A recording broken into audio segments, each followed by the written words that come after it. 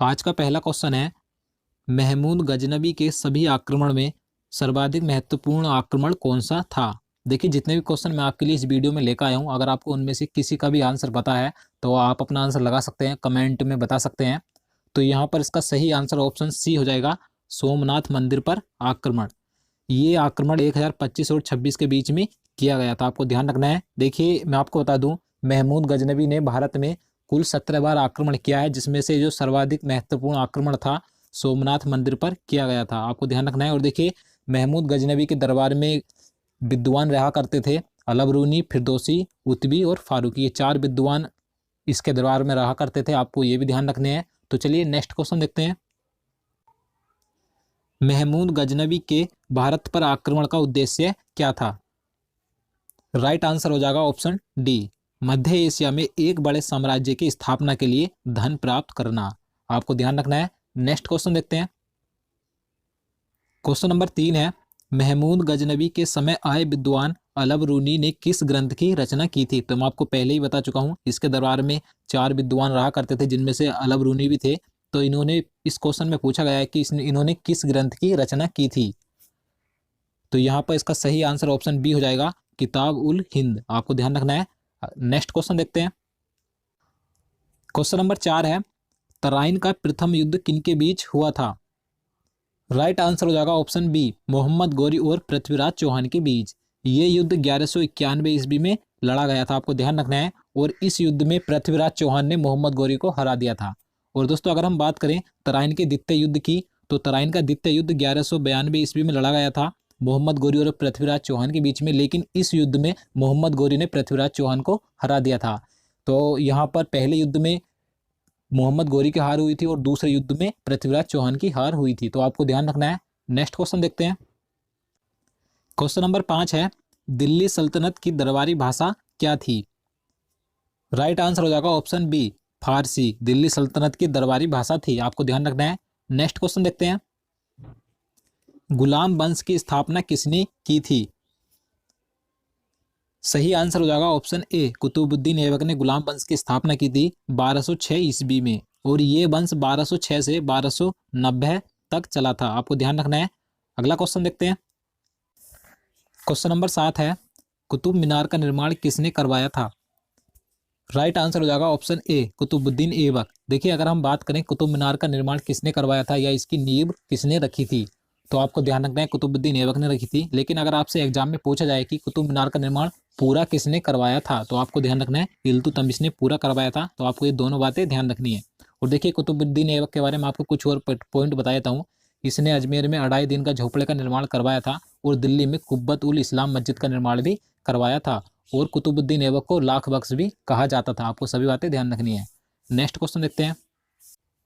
Question number 8 है, निम्नलिखित में से वह दिल्ली का सुल्तान कौन था जिसकी मृत्यु चौगान यानी कि पोलो खेलते हुए हुई थी। राइट आंसर हो जाएगा ऑप्शन ए, कुतुबुद्दीन ऐबक। देखिए, 1210 ईस्वी में चौगान खेलते समय घोड़े से गिरकर कुतुबुद्दीन ऐबक की मृत्यु हुई थी। और देखिए, इसे लाहौर में दफनाया गया था, यानी कि इसका मकबरा लाहौर में स्थित है, आपको ध्यान रखना है। नेक्स्ट क्वेश्चन देखते हैं। क्वेश्चन नंबर 9 है, रजिया सुल्तान किसकी बेटी थी। सही आंसर हो जाएगा ऑप्शन सी, इल्तुतमिश। इल्तुतमिश की पुत्री थी रजिया सुल्तान। और देखिए, आपको यहाँ से ध्यान रखना है कि दिल्ली सल्तनत की प्रथम मुस्लिम महिला शासिका भी रजिया सुल्तान ही थी, आपको ये जरूर ध्यान रखना है। नेक्स्ट क्वेश्चन देखते हैं।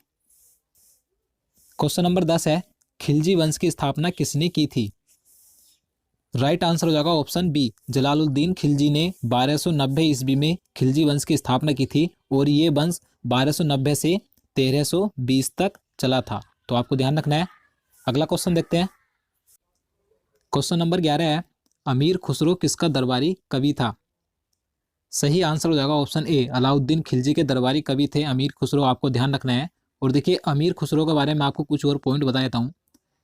अमीर खुसरो को सितार एवं तबले का आविष्कार का श्रेय दिया जाता है। और देखिए, इनका वास्तविक नाम मोहम्मद हसन था और अमीर खुसरो को ही तूतिए हिंद भी कहा जाता है, आपको तीनों पॉइंट ध्यान रखने हैं, काफी महत्वपूर्ण है।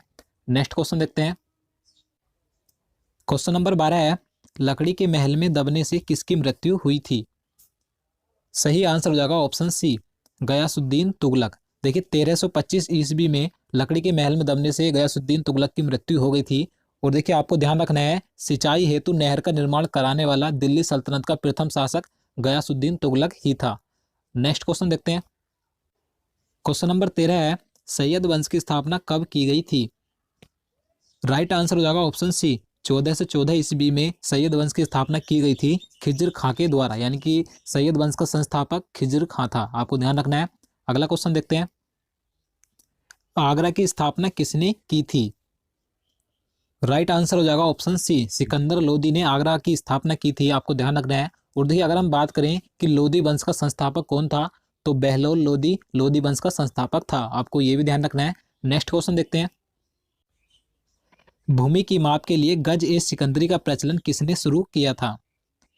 राइट आंसर हो जाएगा ऑप्शन बी, सिकंदर लोदी। देखिए भूमि मापने के लिए जो प्रचलन चलाया था गज ए सिकंदरी का, तो आपको ध्यान रखना है सिकंदर लोदी ने चलाया था। तो दोस्तों मैं आपको बता दूं, अब आप हमारे नए चैनल जीके ट्रैक स्टडी पर जाकर भी हमारी सभी वीडियो को देख सकते हैं। आपको वहां पर भी कंटिन्यू नई नई वीडियो मिलती रहेंगी। तो आपको उस चैनल को सब्सक्राइब करना होगा। मैं आपको इस वीडियो को डिस्क्रिप्शन में नीचे लिंक दे दूंगा, आप उस लिंक पर क्लिक कर हमारे दूसरे चैनल को भी सब्सक्राइब कर लीजिए। तो चलिए नेक्स्ट क्वेश्चन देखते हैं।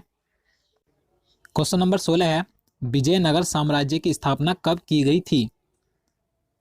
राइट आंसर हो जाएगा ऑप्शन ए, 1336 ईस्वी में हरिहर एवं बुक्का नाम के दो भाइयों ने विजयनगर साम्राज्य की स्थापना की थी। आपको ध्यान रखना है। और देखिए अगर आपसे एग्जाम में पूछा जाए कि विजयनगर साम्राज्य की राजधानी क्या थी, तो आपको ध्यान रखना है हम्पी विजयनगर साम्राज्य की राजधानी हुआ करती थी। नेक्स्ट क्वेश्चन देखते हैं, मुगल वंश की स्थापना किस युद्ध के बाद की गई थी? सही आंसर हो जाएगा ऑप्शन सी, पानीपत का प्रथम युद्ध। देखिए पानीपत का प्रथम युद्ध 21 अप्रैल 1526 ईस्वी को बाबर और इब्राहिम लोदी के बीच लड़ा गया था, जिसमें बाबर ने इब्राहिम लोदी को हराकर मुगल वंश की स्थापना की थी। और देखिए आपको ध्यान रखना है, बाबर ने पहली बार इस युद्ध में तुगलुमा नीति एवं तोप खानों का प्रयोग किया था। तो आपको सभी पॉइंट ध्यान रखने हैं। नेक्स्ट क्वेश्चन देखते हैं। क्वेश्चन नंबर 18 है, बाबर ने अपनी आत्मकथा बाबरनामा की रचना किस भाषा में की थी? सही आंसर हो जाएगा ऑप्शन डी, तुर्की भाषा। देखिए बाबर ने स्वयं अपनी आत्मकथा की रचना की थी, जिसका नाम बाबरनामा था, और इसकी जो रचना की गई थी तुर्की भाषा में की गई थी। तो आपको ध्यान रखना है। नेक्स्ट क्वेश्चन देखते हैं।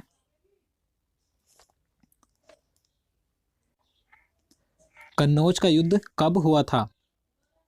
सही आंसर हो जाएगा ऑप्शन ए, 17 मई 1540 ईस्वी को। देखिए हुमायूं और शेर शाह सूरी के बीच में यह युद्ध लड़ा गया था। इस युद्ध में शेर शाह सूरी ने हुमायूं को हरा दिया था। तो आपको ध्यान रखना है। देखिए कन्नौज के युद्ध को बिलग्राम का युद्ध भी कहा जाता है। तो आपको ध्यान रखना है कि आपसे एग्जाम में कन्नौज का युद्ध ना देकर बिलग्राम का दे सकता है। और देखिए मैं आपको बता दूं, इस युद्ध से पहले एक युद्ध और लड़ा गया था हुमायूं और शेर शाह सूरी के बीच में, वो था चौसा का युद्ध। चौसा का युद्ध 1539 ईस्वी को लड़ा गया था, लेकिन इस युद्ध में हुमायूं ने शेर शाह सूरी को हरा दिया था। तो आपको दोनों ध्यान रखने हैं, पहले चौसा का युद्ध लड़ा गया था, उसके बाद कन्नौज का युद्ध लड़ा गया था। नेक्स्ट क्वेश्चन देखते हैं।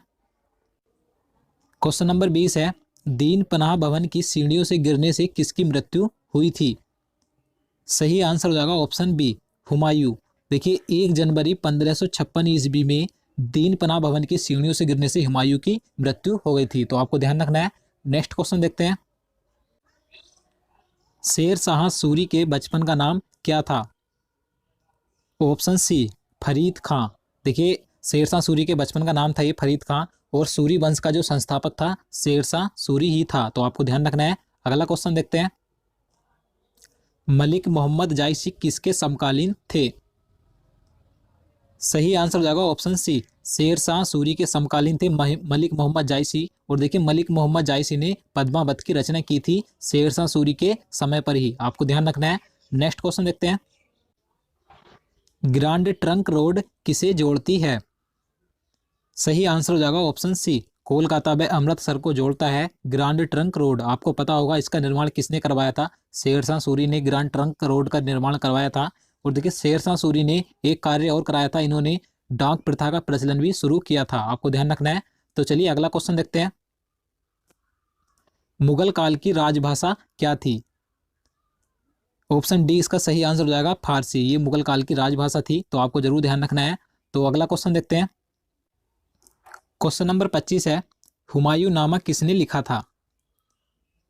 सही आंसर हो जाएगा ऑप्शन ए, गुलबदन बेगम ने हुमायूं नामा लिखा था। और देखिए गुलबदन बेगम हुमायूं की सौतेली बहन थी।